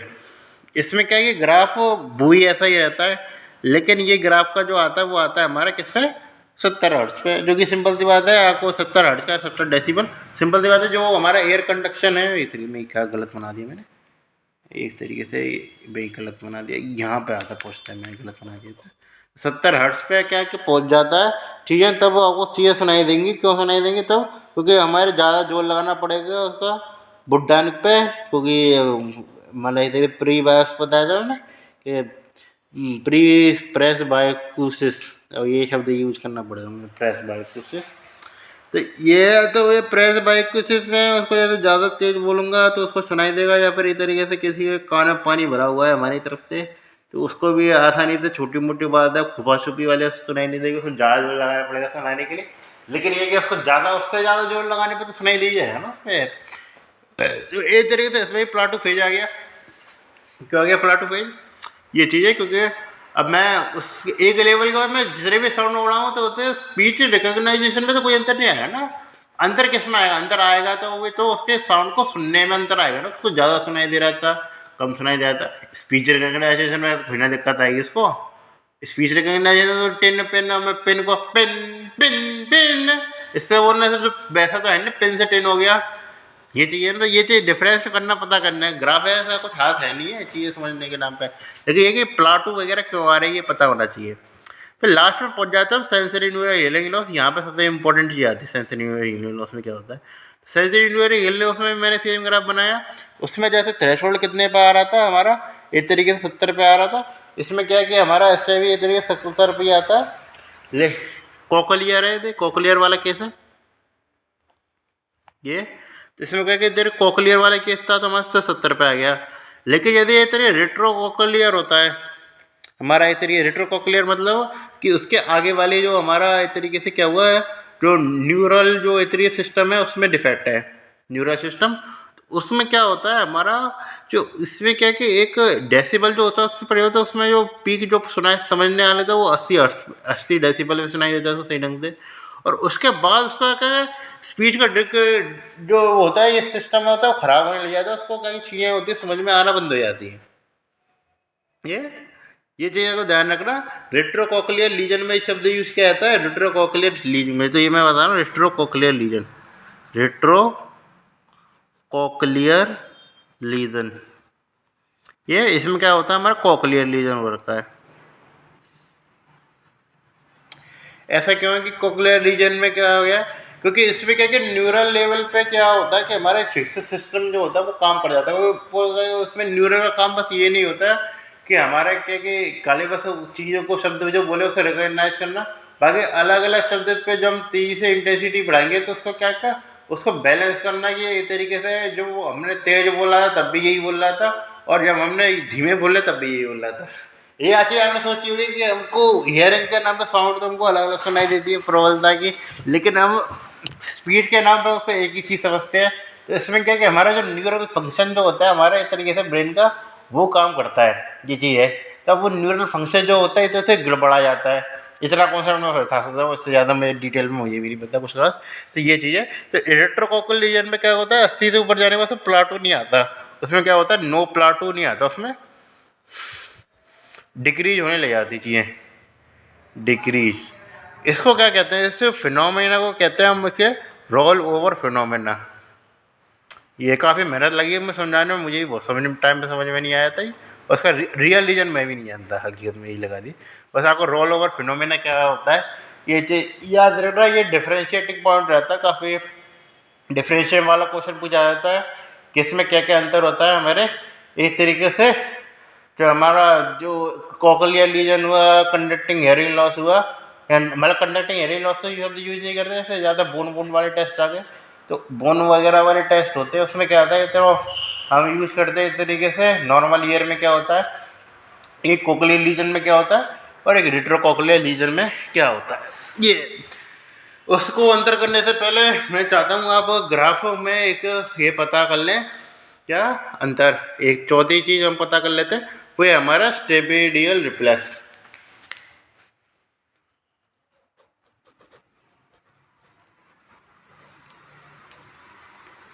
इसको मैंने बार बार मेंशन कर रखा है क्या कि इसमें क्या कि बहुत ज़्यादा आवाज़ तेज कर देते हैं तो हमें कुछ भी सुनाई नहीं देता।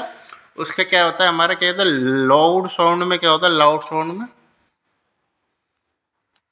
जब भी लाउड साउंड होती है उसमें क्या होता है, हमारा मसल्स होती है वो कॉन्ट्रैक्ट कर जाती है, मसल्स कॉन्ट्रैक्ट। और स्टेपेडियल में ये चीज़ है ना कि खाली स्टेपिज इन्वॉल्व, क्या कहते हैं एक तरीके से मसल कॉन्ट्रैक्ट में कौन सी मसल इन्वॉल्व रहेगी, उसके बाद रखना टेंसर टिम्पेनाई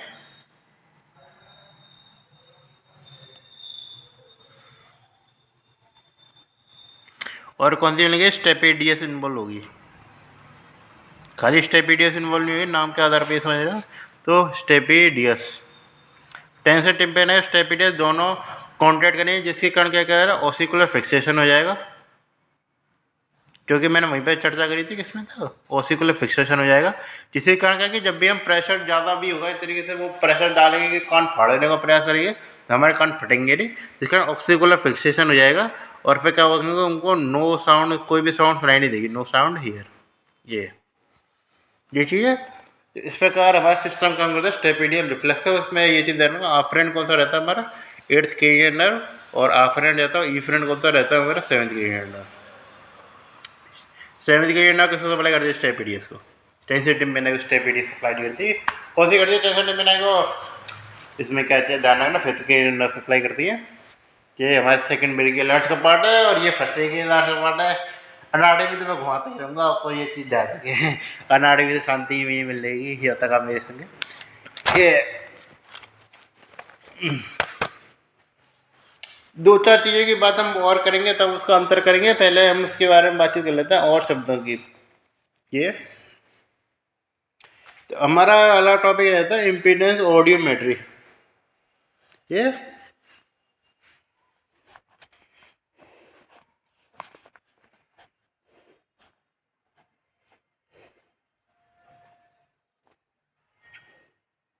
चल पहले वो वाले शब्द समझा देता हूँ आपको, ज़्यादा पे समझ में आएगा। इम्पीडेंस ऑडियोमेट्री वगैरह तो हम करते रहेंगे।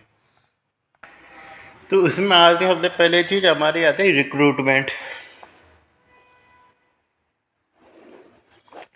रिक्रूटमेंट का मतलब क्या होता है, रिक्रूटमेंट का फिनोमेना होता है abnormal growth in loudness of sound. यानी मानिए टीवी सामने चला रखा है और छोटे मोटे आवाज़ें बिल्कुल ना के बराबर आवाज़ें, लेकिन फिर भी किसी को ऐसा लग रहा है किसी को हंसा नहीं होगा, ये कान बंद करके बैठ गया और ये बंद कर अल्लाह मचाए जा रहा है। तो ये चीज़ हो जाती है, किसमें देखना मिलता है, मैंने बताया थी लो डेसिबल पे। एक तरीके से क्या है, एक तरीके से लो डेसिबल पे एक तरीके आवाज़ है, उसको क्या सुनाई कम देगी कि अच्छी सुनाई देगी, उसको अच्छी सुनाई देगी। किसमें बताया था मैंने, ये बताया था मैं एक तरीके से आपको, जो हमारी थी एक तरीके से मैनियर्स डिजीज। इसमें सही शब्द मैनियर्स प्रेस बायोटिस यूज़ किया जाता है, मैनियर्स डिजीज भी यूज़ कर सकते हैं आपको। Abnormal growth in loud thunder किसमें ज़्यादा लो इंटेंसिटी पे भी सुनाई देने लग जाती है। लो इंटेंसिटी का मतलब ये नहीं है बहुत ज़्यादा लो इंटेंसिटी पे सुनाई देगा, थोड़ी बहुत भी ज़्यादा करने का मतलब है काम तमाम हो गया उसका एक तरीके से। तो उसमें क्या आ गया, हमारा मेन शब्द याद रखना, ये चीज़ शब्द है ही याद रखना। क्या किसमें बोलते हैं उनको, मेनियस प्रेस बाय किसमें।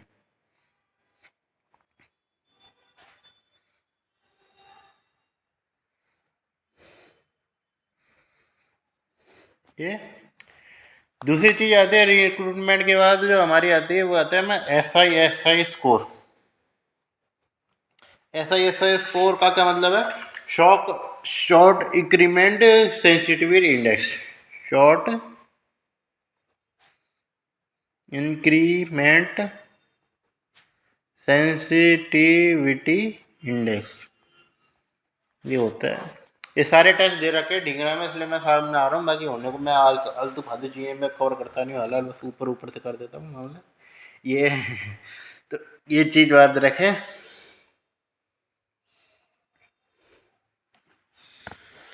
इसमें क्या करते हैं, इसमें जो चीज़ें होती है, एक स्मॉल चेंज क्या था हमारा इधर रिक्रूटमेंट की जैसे था, उसमें थोड़ी बहुत भी आवाज़ हमने ज़्यादा करी, उसका भैया एकदम कान ही एकदम जान ही निकले इस तरीके से। तो उसमें क्या होता है कि इसमें क्या कि बिल्कुल हम स्मॉल चेंज करेंगे इस तरीके से लाउड लेस में, उसको क्या कि वो डिटेक्ट हो जाएगी इस तरीके से। हम्म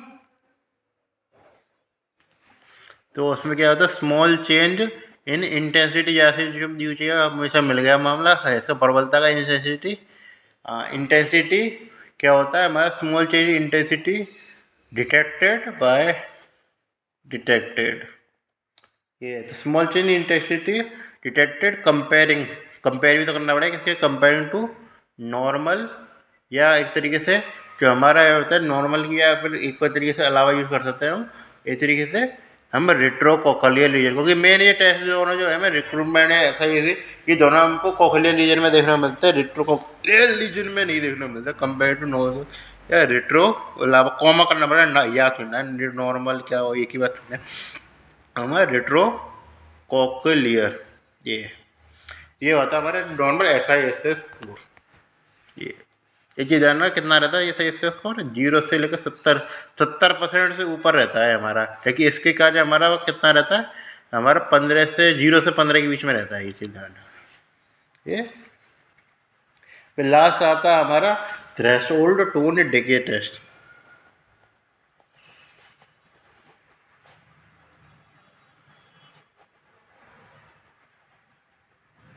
थ्रेशोल्ड टोन डिके में क्या होता है, थ्रेशोल्ड टोन डिके में ये चीज़ देखने को मिलती है कि आदमी क्या कि फटीक जल्दी हो जाती है उसको स्मॉल साउंड में, ये तो उसमें क्या होता है हमको अर्ली फटीक देखने को मिलती है। जैसे आप एक ही कोई भी डायलॉग है बार बार आप सुनने में बोर हो जाते हैं, तो ये चीज़ें फटीक हो जाती है इस तरीके से। उसमें क्या होता है हमारा क्या कि छोटे मोटे थोड़ी बहुत देर में इस तरीके से ये, तो इसमें यदि ध्यान रखो नॉर्मल पल्सर जो होता है वो क्या कहते हैं 60 सेकंड तक क्या एक बात को आसानी से सुख रखा है, लेकिन क्या कि उसमें क्या कि कुछ ही सेकंड में क्या कि उसको वो साउंड होता है इस तरीके सुनना ही बंद हो जाती है इस तरीके से। ये है तो नॉर्मल पर्सन क्या नहीं यार, ये ध्यान रखना शब्द बार बार दोनों जगह लिख रखा है मैंने, काफ़ी जगह रहता है। Normal person can hear same sound for 60 second, उसके बाद उसमें भी फटीक होने लग जाएगी, लेकिन उसमें क्या होगा कि हमारा क्या कि 60 सेकंड से भी काफ़ी पहले मुश्किल से 4-5 सेकंड में उसको उसको सुनाई देना बंद हो जाएगा। इसलिए ये चीज़ ध्यान रखा, उसको क्या इस तरीके से सुनाई देना हमारा बंद हो जाएगा।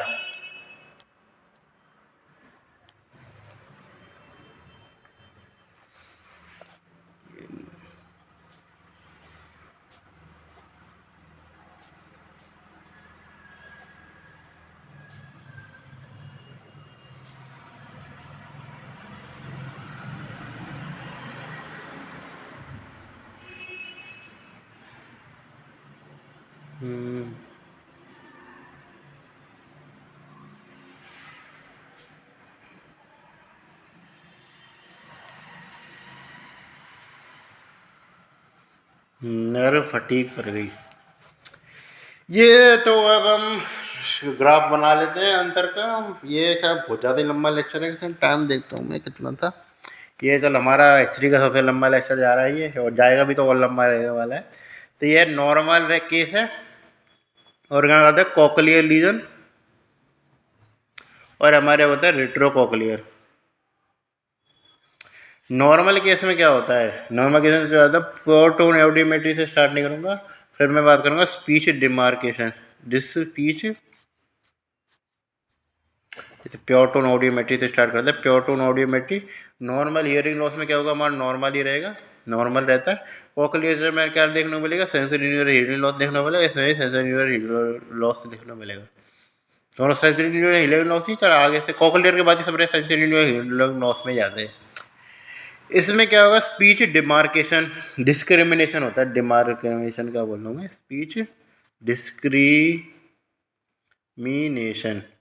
तो ये क्या है कि हमको मिलेगा, प्रेजेंट होगा स्पीच डिस्क्रिमिनेशन। ये तरीके से 90 का ये वेरी पुअर है, इसका मैं चाहे बताया नहीं था उसके बारे में, ज़्यादा कुछ खास याद कर लेंगे। मेन पॉइंट आता है हमारे इस तरीके से डिस्क्रिमिनेशन के अलावा, वो आता है हमारा roll over phenomena. Roll over phenomena किस में देखने को मिलता है, खाली इसमें देखने को मिलता है, इसमें नहीं देखने को मिलता है। और क्या आता है हमारे रिक्रूटमेंट पे, रिक्रूटमेंट क्या था वो हमारा देखने को मिला खाली इसमें, बाकी इसमें नेगेटिव कर देना, ये मैं हाईलाइट कर देता हूँ। उसके अलावा क्या मैंने एस आई इंडेक्स था, क्योंकि मैंने बताया था इसमें 0 से लेकर 15, इसमें 0 से लेकर क्या निकालना, ज़्यादा से 20 लगा देना, इसमें मिलता है हमको 70% से ज़्यादा। इसके इंडेक्स के यूज में यूज़ कर सकते हैं, या पॉजिटिव भी यूज़ कर सकते हैं। अब ये माइनस का शब्द से ये है नहीं, तो ये चीज़ है, ये थोड़ा सा हाईलाइट करने वाला पॉइंट रहता है ये। और उसके अलावा मैंने बताया था कौन था, टेस्ट थ्रेशोल्ड टोन डिके था।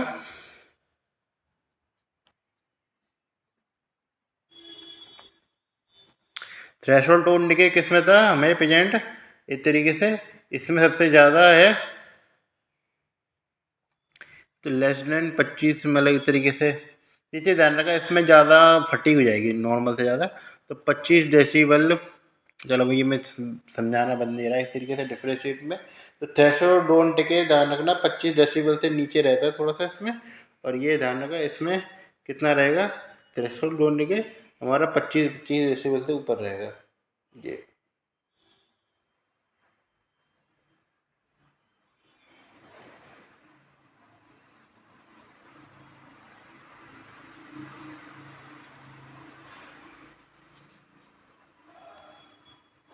ये मतलब इस तरीके से इसमें थोड़ा सा रेट्रोकॉकलियर में हाईलाइट कर रखा है ना, ये चीज़ ध्यान रखें। 25 डेसिबल अभी शब्द कैसे ये आया हमारा, ये चीज़ लगाए थोड़ी बहुत छोटी मोटी आवाज़ तो आप भी सुनना बंद कर देंगे छोटे बड़े डेसिबल पे। ना छोटे मोटे डेसिबल पे तो हमारी तो इतनी भी तो रहेगा ना, छोटे मोटे डेसिबल पे आप सुनना बंद कर देंगे कोकलियर रीजन में, नॉर्मल केस में। रेट्रोकॉकलियर में थोड़ी बहुत अच्छी खासी स्पीड वाली आवाज़ भी होगी, लेकिन वो उसमें भी आदमी सुनना बंद कर देगा, ये चीज़ है। तो ये आधार का अंतर हो सकता है इस तरीके से उसका ये। तो इस प्रकार हमारा लास्ट में आता है हमारा स्टेपिडियल रिफ्लेक्स। इसमें दिक्कत देखने मिलेगी, आप सीधे अंदर आ सकते हैं, इसमें हमको एब्सेंट मिलेगा, बाकी सब जगह प्रेजेंट मिलेगा। क्यों एब्सेंट मिलेगा, तो न्यूरॉन्स का ट्रांसमीटर में दिक्कत आएगी, मसल वगैरह सब काम करेंगे, न्यूरॉन्स सही से काम करेंगे। ये का इसमें एब्सेंट है, प्रेजेंट इसमें मिलेगा, प्रेजेंट देखने को मिला, इसमें प्रेजेंट देखने को मिलेगा। तो ये सारे के सारे ये मान के चले, इसको मैंने प्रॉपर इतने लंबा लेक्चर सही बन गया इस तरीके से प्रॉपर, कि इसमें मैंने इस काले में जैसे टेबल को समझाने के लिए कि प्रॉपर अब अंदर करवाया, इसको मैंने हर चीज़ को एक्सप्लेन किया है।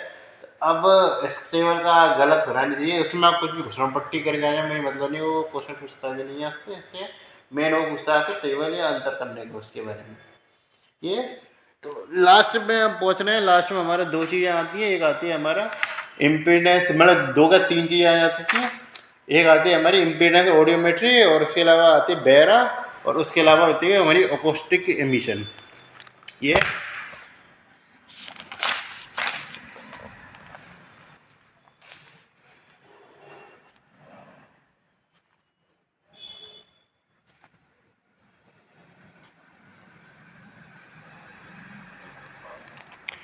इम्पीडेंस ऑडियोमेट्री में क्या देखने को मिलता है? इम्पीडेंस ऑडियोमेट्री जो होती है, ये जितने भी टेस्ट मैं करूँगा, ये तरीके से जो भी अब मैं टेस्ट बताने जा रहा हूँ वो क्या होता है, नॉट डिपेंडेंट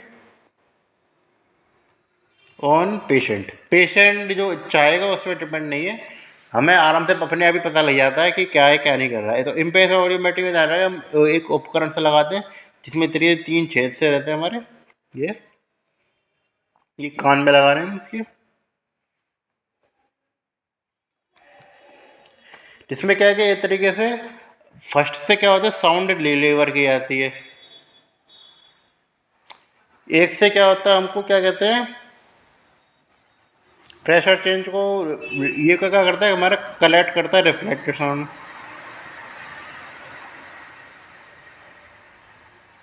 और ये क्या करता है, हमारा डिटेक्ट प्रेशर चेंज। तो प्रेशर चेंज कितना है, टेम्परेरी में कितना प्रेशर चेंज आ रहा है, क्या नहीं आ रहा है, तो ये हमारा, या फिर इस तरीके से आगे भी के आदमी की किसको सुनाई दे रहा है कि नहीं दे रहा है, इस तरीके से उसके बारे में खुद ही डिटेक्ट कर लेता है। तो जैसे टेम्पेरिंग मेमोरी केस में खास कर उसके आगे तो कह रहा हम लगा नहीं सकते, उसका कुछ पैथोलॉजी है नहीं।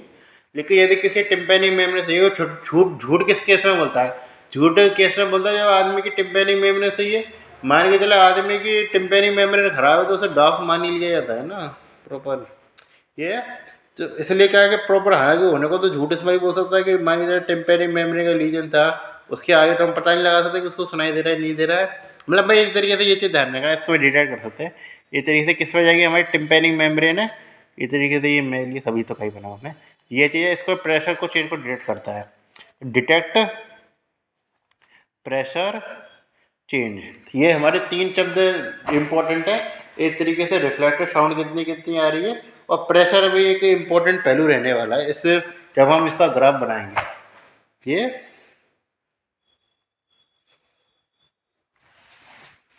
इसका ग्राफ कैसा आता है ये चीज़ देखेंगे।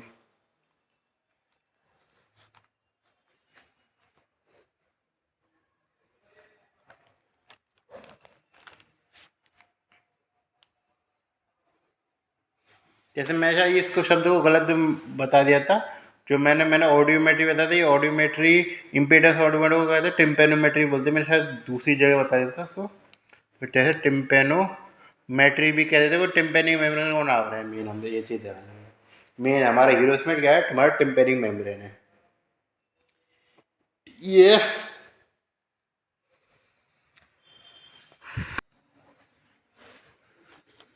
तो नीचे क्या आता है हमारे, इसके प्रेशर आता है। प्रेशर में भी जीरो ध्यान रखना, जीरो बीच में रहता है। 100 मतलब किसी भी ग्राफ में देखा जीरो सबसे बीच में मिलेगा, इसमें नीचे तो स्टार्टिंग जीरो से नहीं होती। फिर आते हैं माइनस में, इधर की साइड माइनस ध्यान रखना, इधर की साइड माइनस रहता है हमारा, ये -200 -300 याद रखें। नॉर्मल एयर कंडक्शन किस पर रहता है, जीरो पे, सेल साढ़ा से जीरो पे मिलेगा, जिसमें क्या है नॉर्मल ग्राफ जीरो पे आता है यूँ चला जाता है ये। यानी कि हमको जो सबसे बढ़िया साउंड जो सुनाई देती है किस पे जाने देती है, जीरो प्रेशर पे सुनाई देती है। एयर कंडक्शन भी उसका सबसे बढ़िया होता है।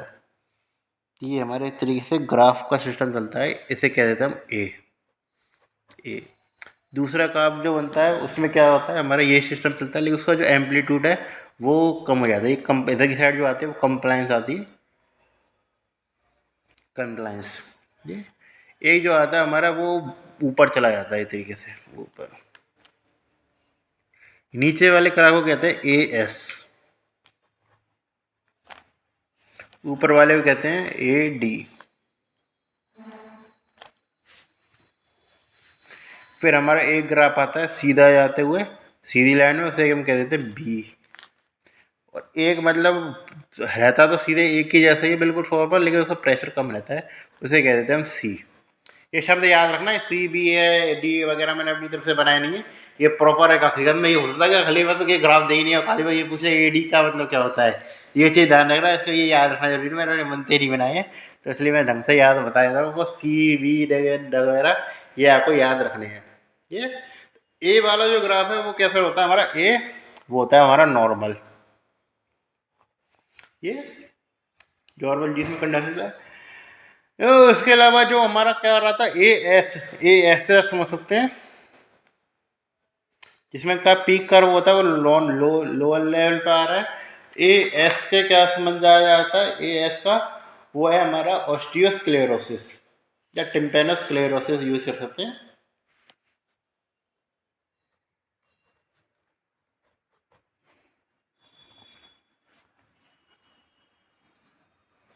ये ए डी से क्या याद होता है, डी से भी ध्यान रखना, ए डी से उसमें क्या होता है, ओसिकुलर डिसकंटिन्यूटी।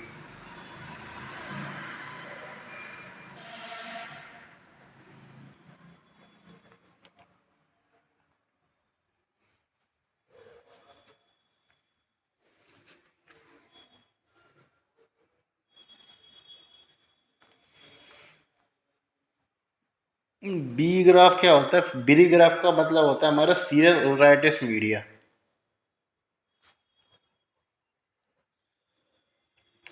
सीरियस ओटाइटिस मीडिया का मतलब क्या है, ओटाइटिस मीडिया से समझ लगेगा मिडिल ईयर की डिफॉर्मिटी हो रखी है, मैं डिफॉर्मिटी तो नहीं, मतलब यह कि मिडिल ईयर में पानी भरा हुआ है। अब मान लीजिए मिडिल ईयर में पानी भरा हुआ है तो उससे क्या हुआ, आप प्रेशर चेंज करें, कम करें, ज़्यादा करें, कुछ फर्क पड़ेगा ही नहीं। मतलब आपने कुछ भी साउंड दी, टिम्पेनिक मेमोरी कंपन नहीं करेगी ना। और टिम्पेनिक मेमोरी यदि कंपन कर ही नहीं रही है हमारी, तो प्रेशर चेंज तो आया ही नहीं कोई उसमें। ये कंप्लाइंस जीरो रही इतनी टिम्पेनिक मेमोरी, मतलब कंप्लाइंस रही तो फिक्स रही उसकी, बैठ रहा हकीकत तो साउंड के संग चेंज आया नहीं। जितने पे कंपन कर पहले कर रहे थे उतने पे बाद में करती रहेगी, थोड़ा बहुत जो एरिया अपने पे। ये तो कंप्लाइंस में कोई भी चेंज नहीं आएगा। इस तरीके से फ्लूइड भरा हुआ है हमारे मिडल ईयर में। टाइप बी है, टाइप बी में इस तरीके से जो हमारा ग्राफ है उस तरीके से सीधा चलता है। तो सीधा चलता है, उसमें क्या है कि हमारा जो इस तरीके से टिम्पेनिक मेमोरी है वो घूम नहीं पा रही ढंग से। टिम्पेनिक मेमोरी पे चीज़ें डिपेंड कर जाती हैं काफ़ी हद तक। ऑस्टियोस्क्लेरोसिस वगैरह ये ऑस्टियो डिस्क में शब्द यूज़ तो कर लिया, लेकिन मेन जो जुड़ी रहती है इस तरीके से टिम्पेनिक मेमोरी से जुड़ी रहती है सिस्टम इसका। अब इससे कैसे बचा जा सकता है, ऑस्टियोस्क्लेरोसिस में मान के चले स्क्लेरोसिस है, बोन वगैरह आपस में चिपकी हुई है, टिम्पेनिक मेम्ब्रेन है उतनी ज़्यादा वाइब्रेट करेगी नहीं। बस ज़्यादा चिपकी हुई चीज़ है, टिम्पेनिक मेम्ब्रेन वाइब्रेट कर नहीं पाएगी। ये ना स्क्लेरोसिस का मतलब क्या होता है, फाइब्रस टिश्यू जो वहाँ हो रखा है, जिसके कारण क्या वाइब्रेशन उतना हो नहीं पाएगा टिम्पेनिक मेम्ब्रेन, जिसके कारण का टिम्पेनिक मेम्ब्रेन कंप्लायंस क्या होगी, डिक्रीज हो जाएगी, लेकिन वो हिलेगी उसी प्रेशर पे। लेकिन प्रेशर तो सेम रहेगा, प्रेशर पे तो कोई अंतर नहीं आएगा। तो मैं टाइप सी बताया था पहले। टाइप सी जो हमारा होता है यूस्टेकियन ट्यूब की डिफॉर्मिटी में होता है। ये तो अब इसको एक्सप्लेन करता हूँ। अब ए एस में क्या होता है हमारा, क्या है कि ऑस्टियोस्क्लेरोसिस है, एक तरीके टिम्पेनोस्क्लेरोसिस भी यूज कर देते हैं शब्द में। जिसमें क्या होता था, हमारा फाइब्रस वगैरह डिपोजिशन हो गया, जिसके कारण क्या है कि हमारा प्रेशर में तो कोई चेंज नहीं आया, लेकिन क्या है कि जो हमारी कंप्लायंस है वो तो घट गई उसकी, क्योंकि टिम्पेनिक मैंने जितना घूम जा पा रही थी उतना घूम नहीं पाएगी, उतना मतलब उतना कंपन नहीं कर पाएगी। ये है सही सेंस में। तो ये चीज़ देखने मिलती है। ऑस्टियोक्लेर डिसकंटिन्यूटी का मतलब क्या है कि मान के चले स्टेपीज और उसके क्या है मेलियस के बाद क्या है इनका सारा था, तो मेलियस और इनके के बीच में बोन का डिसलोकेशन हो गया। डिसलोकेशन हो गया तो क्या होगा, तो जिसके कारण क्या है कि मेलियस को पहले जोर लगा रही थी किस पे, स्टेपीज इनका पे, वो इनका स्टेपीज पे जोर लगा रही थी, जिसके कारण क्या थोड़ा सा एक प्रेशर तो बन नहीं पा रहा था ना टिम्पेनिक में, जितना पूरा घूमना चाहिए उतना तो घूम नहीं पा रही थी। मानिए चलो टिम्पेनिक में मैंने तो मेलियस ही हटा दिया जाए, मेलियस को भगा दिया हमने, तो मेलियस को यदि हमने भगा दिया, उसको हटा के फेंक दिया हमने बाहर, तो वो तो एक तरीके से पर्दे की तरह जैसे ढक ढक मारोगे तो पूरा घूमती चली जाएगी, और उसको रोकने वाला तो है ही नहीं है ना। तो इसलिए बोन की डिस्कंटिन्यूटी के कारण क्या होगा, हमारा टिम्पेनिक में ज़्यादा ज़्यादा कंपन करेगी, प्रेशर इसमें ही सेम रहेगा, ये चीज़ बात है। सीरियस वाले क्या था, सीरियस ओराइटिस मेरा बी क्यों रहेगा उसमें, क्योंकि वो टिम्पेनिक मेम्ब्रेन है वो कंपन कर ही नहीं पाएगी। क्यों कंपन करनी पड़ेगी, उसमें कंपन करने के लिए कुछ जो जगह चाहिए, अब पानी भरा पड़ा है तो हमें कहाँ से कंपन करेगी कोई मेम्ब्रेन है, ये चीज़ है। तो खाली उसमें पानी भरा पड़ा है। सीट बुरा वाला ग्राफ कैसे आ गया, कि उससे क्या कि यूस्टेकिन टू डिफेक्ट जो होता है, यूस्टेकिन टू का क्या काम होता है, प्रेशर, यूस्टेकिन टू का क्या होता है, प्रेशर मेंटेनेंस का काम होता है, प्रेशर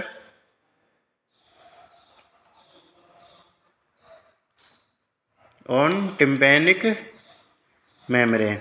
इसमें क्या है, यूस्टेकिन ट्यूब डिप में क्या होगा, रिट्रैक्टेड टिम्पेनिक मेम्ब्रेन मिलेगी।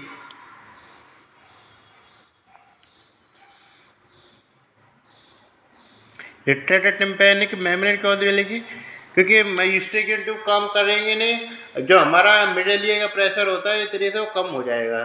तो कम हो जाएगा तो इसलिए कंपन ने तो करेगी प्रॉपर, लेकिन क्या कि जो प्रेशर था वो नॉर्मल से कम हो जाएगा, ये चीज़ है। ये चीज़ ध्यान रखा, प्रेशर को मेंटेनेंस का करने का काम क्या होता है, यूस्टेकिन ट्यूब का होता है, इससे हिसाब लगा सकते हैं। ये अब लास्ट वाली चीज़ों को एक्सप्लेन करते हैं, काफ़ी लंबा लेक्चर हो गया हमारा दो। वो आती है हमारे ओमिस्टिक इमिशन, ठीक है ना, ऑटो क्या था,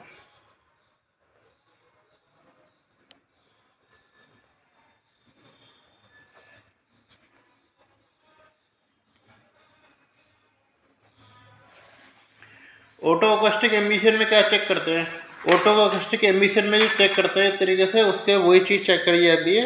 ये हमारा प्राइमरी स्क्रीनिंग टेस्ट होता है। इसमें क्या करते हैं हम, हेयर सेल काम कर रही है कि नहीं कर रही है, ये चीज़ चेक करते हैं हम।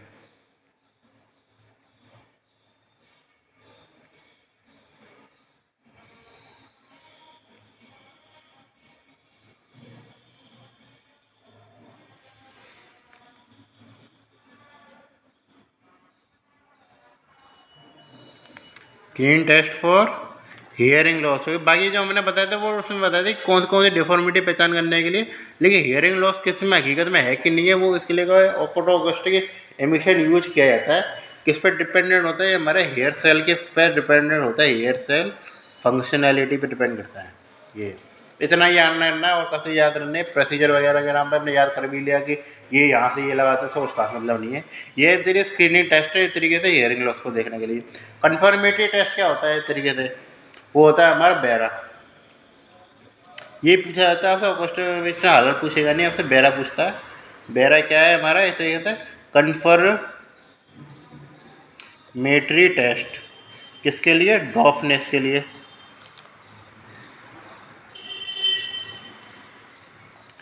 बैरा में क्या दिखते हैं आदमी, बैरा में आता है हमारा क्या है, पूरा नाम में लिखे बैरा का, brain stem, evoke response audiometry, ये पूरा नाम रहता है किसका, हमारे बैरा का। ये यार समझ गए इसका, बैरा का पूरा नाम क्या है, brain stem response evoke audiometry. इसमें हम क्या चेक करते हैं, इसमें हम चेक करते हैं वेव्स। ये तो उसमें क्या कहते हैं, वेव्स से चेक की जाती है हमारे प्रत्येक लेवल पे।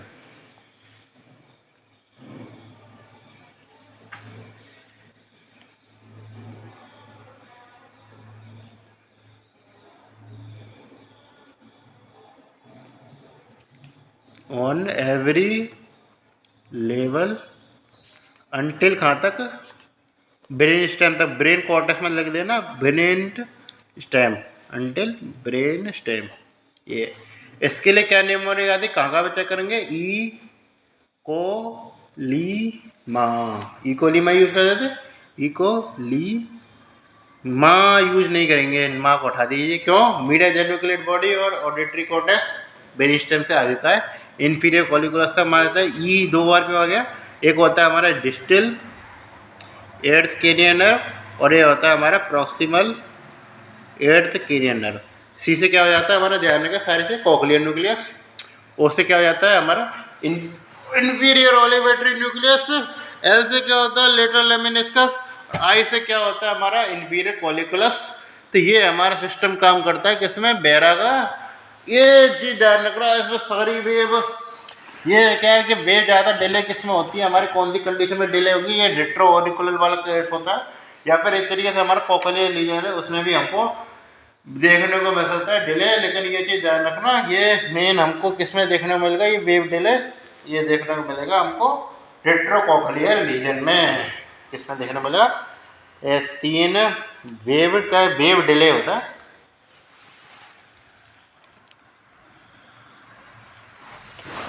ये सब मैं लिख देता हूँ सही, वेव डिले, ठीक है। तो 1 से लेकर 5 तक की wave delay on scene on क्या, retro cochlear lesion. Retro cochlear lesion में भी ध्यान रखना कौन से लीजन का नाम मैं बोल रहा हूँ, वो आता है अकोस्टिक न्यूरोमा।